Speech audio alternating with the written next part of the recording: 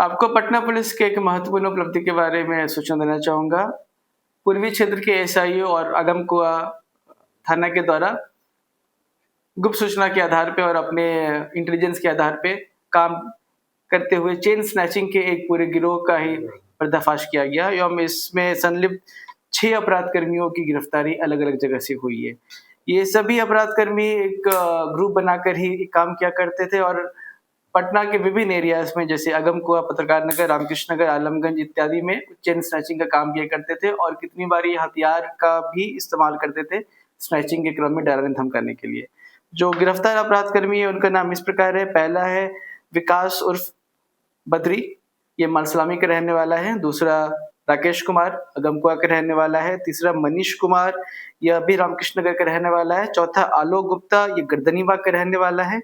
पाँचवा संजय शाह उर्फ भोला ठठेरा, यह गया का रहने वाला है। और छठे अपराध कर्मी का नाम है अंकित पटेल, ये अभी मालसलामी का रहने वाला है। इनके पास से ये 3 बाइक भी बरामद हुआ है, जिसमें से 2 बाइक चोरी का है और एक तीसरा बाइक है जो इनका अपना है, परंतु ये फर्जी नंबर प्लेट लगा के उसका इस्तेमाल कर रहे थे।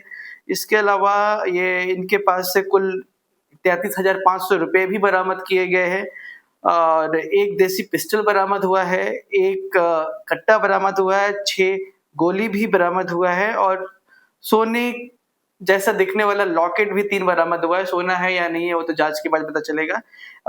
इस पूरे चेन में हमने उस सुनार को भी आइडेंटिफ़ाई किया जिसके पास जाकर ये बेचा करते थे।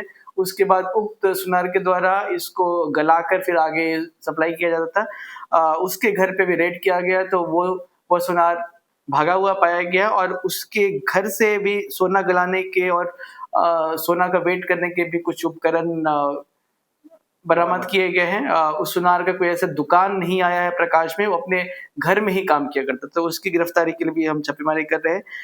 इस तरीके से एक पूरे गैंग का पर्दाफाश हुआ है और उम्मीद है कि पूरे पटना में ही जो भी ये इल्लीगल एक्टिविटी कर रहे थे उसमें फ़र्क पड़ेगा। ये सभी एक ही गिरोह के हैं? जी हाँ, ये सभी एक किसी घटना को अंजाम देने जा रहे थे?